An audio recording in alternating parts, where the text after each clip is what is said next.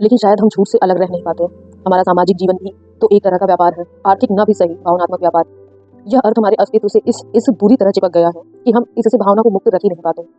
इस व्यापार के माल बेचा जाता नहीं, ना ही खरीदा जा सकता, बल्कि भावना का क्रय विक्रय होता है। हमारा समस्त जीवन ही लेन देन का है, और इसलिए झूठ की इस परंपरा को तोड़ सकने की सामर्थ्य मुझ में नहीं है।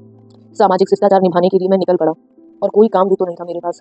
अपने मित्रों और रिश्तेदारों से मिलने, मैं उनका आतिथ्य सत्कार ग्रहण करने में मुझे काफी देर लग गई। मैं जब वापस लौटा, रात के 12 बज रहे थे। मैं बुरी तरह थका हुआ था और आंखों में नींद खींच रही थी। फिर भी अपने कमरे के दरवाजे का ताला खोलते समय मेरी नजर अपने कमरे के बगल वाले दरवाजे पर अनायास ही भटक गई। उसमें ताला लटक रहा था। इसके यह अर्थ थे कि वह स्त्री उस समय तक वापस नहीं आई थी। वह कहाँ गई हो, वह कौन है, वह क्या है? इस तरह के न जाने कितने प्रश्न एक साथ मेरे अंदर उठ खड़े हुए। लेकिन उस समय मेरी हालत ऐसी नहीं थी कि मैं किसी चीज पर विस्तार के साथ सोच सकूं। कपड़े बदलकर मैं पलंग पर लेट गया। एक असीम शांति, मन में एक उलट से भरा हल्कापन, न किसी प्रकार की चिंता, न किसी प्रकार का द्वंद। शायद यही अवस्था नींद की होती है, जब हम सब कुछ भूल जाते हैं, जब चेतना के झटकों से मुक्ति पाकर हम अपने को सपनों में खो देते हैं। लेकिन ये सपने, कभी कभी सपने भी बड़े कुरूप हुआ करते हैं। शायद एक कुरूप सपना ही रहा होगा वह, जब मुझे ऐसा लगा कि मेरे कमरे के बगल वाले कमरे का दरवाजा खुला और बंद हुआ, और उसके बाद एक दबे हुए सुरीले कंठ से किसी ने एक भद्दा सा अश्लील गाना आरंभ कर दिया। उस गाने की पंक्तियां मुझे याद नहीं, लेकिन वह गाना मुझे बुरा नहीं लग रहा था। और गाना गाते गाते वह स्त्री जोर से हंस पड़ी, एक अत्यधिक कर्कश और विद्रूप हंसी। फिर उसके बाद रात का गहरा सन्नाटा। सुबह बरामदे की धूप में अपनी कुर्सी डलवाकर उस दिन का अखबार में पढ़ने लगा। दुनिया की गतिविधि क्या है, देश में क्या हो रहा है, नगर में आज क्या क्या होने वाला है। और इसी समय की किसी ने मुझसे कहा, माफ कीजिएगा, रात को घड़ी में चाबी देना मैं भूल गई थी, इसलिए मेरी घड़ी बंद हो गई। आप बतला सकेंगे इस समय कितने बजे? मैं चौंक कर देखा। बगल के कमरे वाली स्त्री अपने दरवाजे के सामने खड़ी थी।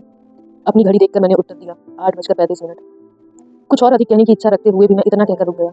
एक नितांत अनजानी स्त्री है, और विशेषतः जब वह स्त्री से में बला का रूप हो, मदमस्त जवानी हो, अपनी ओर से बात करना उस संस्कृति में अनुचित माना जाता है जिसमें मैं पला हूँ। वह स्त्री अब अपने दरवाजे के आगे बढ़कर बरामदे की धूप में आ गई थी। मुझसे बहुत थोड़े से फासले पर। 8:35, गाड़ी तो 6:30 बजे आती है। 2 घंटे से ज्यादा हो गए। इसके मानी ये है कि वह आज भी नहीं आया। बात मुझसे नहीं कही गई थी, यह मैं स्वीकार करता हूँ, पर वह इतने धीमे स्वर में भी नहीं कही गई थी कि मैं उसे सुन न सकूं। उसकी उस बात में योग देने का मुझे आमंत्रण है, यह मैंने अनुभव किया, और मैंने साहस करके पूछ लिया, कौन नहीं आया? स्वाभाविक स्वर में उसने उत्तर दिया, वही जीवन, लेकिन शायद आप उसे नहीं जानते। वह मेरा दूर का रिश्तेदार होता है, बेचारा, निरी और निराश्रित, किसी कदर निकम्मा सा आदमी।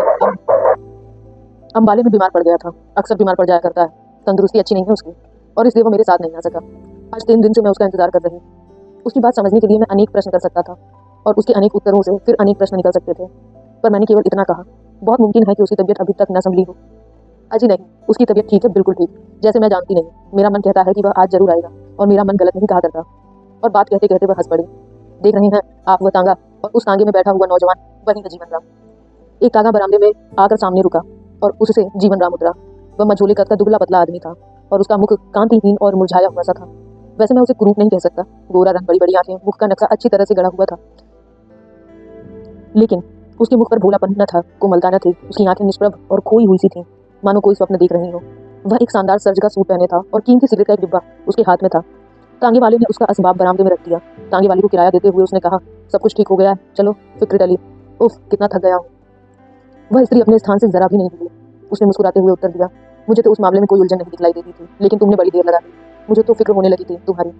अच्छा, आप गुसल कर लो जल्दी से, मेरे लिए जो गर्म पानी आया था वह रखा है। मैंने अभी तक तुम्हारे इंतजार में चाय नहीं पी, इस बीच में चाय मंगवा लेती हूँ। और इतना कहकर बरामदे में पड़ी हुई कुर्सी खींचकर वह मेरे पास बैठी। जीवन राम कमरे में चला गया, और उस स्त्री ने बैरा को चाय लाने का ऑर्डर दिया। उसके बाद उसने संतोष की एक सांस लेते हुए मुझसे कहा, देखा आपने इस जीवन राम को, कितना भोला है, और साथ ही बड़ा भला आदमी। जैसे उसने एकाएक यह अनुभव किया कि मुझे उस जीवन राम में कोई दिलचस्पी नहीं है। वह जोर से हंस पड़ी। आप भी सोचते होंगे कि मैं कितनी स्वार्थी और अपने में डूबी हुई हूँ, कि मैं अपनी बात किए जाती हूँ, आपकी बात पूछती ही नहीं। इस बार मैंने अपने अंदर वाले समस्त साहस को बटोर कर कहा, मुझे आपकी बातें बड़ी अच्छी लग रही हैं, आप बिना किसी संकोच के कहे जाइए। अपना सिर हिलाते हुए उसने कहा, नहीं, मैं अब आपकी बात नहीं सुनूंगी। मैंने आपके नाम का कार्डबोर्ड पर देखा है, लेकिन मैं यह नहीं समझ पाई कि आप क्या करते हैं, यानी आपका पेशा क्या है। मैंने गंभीरतापूर्वक कहा, मैं कानपुर में तिजारत करता हूँ। तिजारत करते हैं? वह हंसी, लेकिन उसके मुख पर एक हल्की सी मुस्कुराहट अवश्य आ गई। आप व्यापारी तो नहीं दिखते, आप दिखते हैं एक अच्छे खासे वकील या डॉक्टर की तरह। और फिर वह गंभीर होकर कहने लगी, यह जीवन राम, यह तो क्या, इसका बाप बहुत बड़ा सौदागर था रावलपिंडी में, लेकिन अब आप देख तो रहे हैं, तबाही की हालत में यह इधर उधर मारा घूमता है। मैंने कहा, मुझे जीवन राम के परिचय की अपेक्षा आपके परिचय में अधिक दिलचस्पी है। इस बार वह जोर से हंस पड़ी, लेकिन उसकी वह हंसी एक अजीब तरह से अस्वाभाविक, व्यंग्यात्मक और कठोर लगी थी मुझे। उस हंसी की क्रूरता आज भी मेरी आंखों के आगे नाच उठती है, और वह एक बार ही शांत हो गई, जैसे उसने अपने ऊपर अनायास ही एक आवरण डाल लिया। मेरा परिचय? शायद आप मेरे नाम का कार्ड होटल के दफ्तर में नहीं देखे। मेरा नाम है रानी श्यामला। किसकी रानी कहाँ की रानी, यह सब बीती हुई कहानी है, भूली हुई याददाश्त है। शायद कभी बहुत बड़ा इलाका रहा था मेरा, लेकिन आज तो मैं बेघर बार हूँ। न मेरा कोई अपना रह गया, न मेरा कोई ठिकाना है। वक्त की गर्दिश में लगातार घूमती रहती हूँ, बेकार बेमतलब।